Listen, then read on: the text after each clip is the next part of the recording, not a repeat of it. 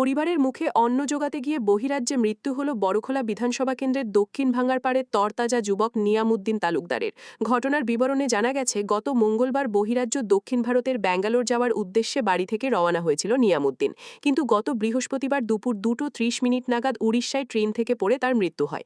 সেখানে ময়নাতদন্তের পর শনিবার তার মরদেহ বাড়িতে পৌঁছতেই কান্নার রোল ওঠে। দক্ষিণ ভাঙ্গারপাড়ের কাশিমালির একমাত্র পুত্র ছিল নিয়ামুদ্দিন তালুকদার। তার এই অকাল মৃত্যুতে পরিবার পরিজন সহ এলাকাবাসী শোকাহত। পরিবারের একমাত্র উপার্জনকারী যুবক নিয়ামুদ্দিন তালুকদারকে হারিয়ে পিতা কাশিমালি তালুকদার বাকরুদ্ধ। শনিবার রাত 8:30টার সময় বাড়ির পাশে অসংখ্য মানুষের উপস্থিতিতে প্রয়াত নিয়ামুদ্দিন তালুকদারের জানাজার নামাজ আদায় করে পারিবারিক কবরস্থানে সমাহিত করা হয়। জানা গেছে, অসম সরকারের শ্রদ্ধাঞ্জলি প্রকল্পের আওতায় তার মরদেহ আনা হয়েছে বলে জানা গেছে। স্থানীয়রা এই অসহায় পরিবারকে সরকারি সাহায্য করার জন্য কাছাড় জেলা প্রশাসন ও রাজ্যের মুখ্যমন্ত্রীর দৃষ্টি আকর্ষণ করেন।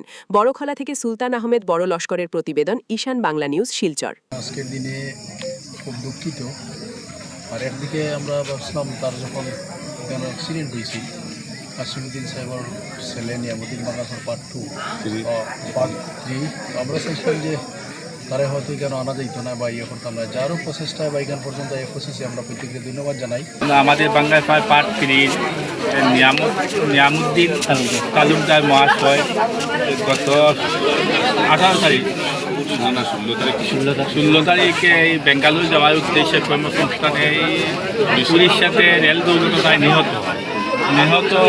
এই যে পরিবার যেটা রয়েছে, একমাত্র পরিবারে একজন ছেলে এই উপার্জনকারী, তাই খুব গরিব নিতান্ত পরিবারের ছেলে ছিল, কিন্তু মরার কারণে আমরা বাংলাবাসী অনেক দুঃখিত।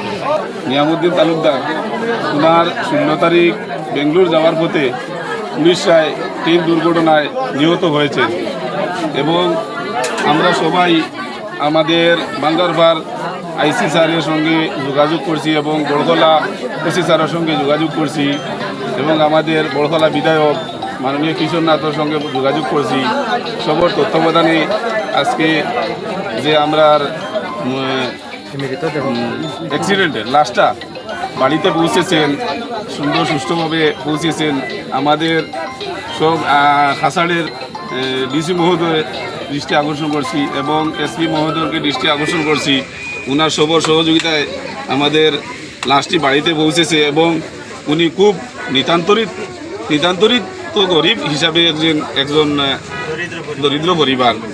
ওনার জন্য আমরা সবই দুঃখিত যে একমাত্র ছেলেও আসলো, কিন্তু আর কেউ নাই পরিবারের মধ্যে যে ছেলে সন্তান, আর মেয়ে সন্তানও নাই।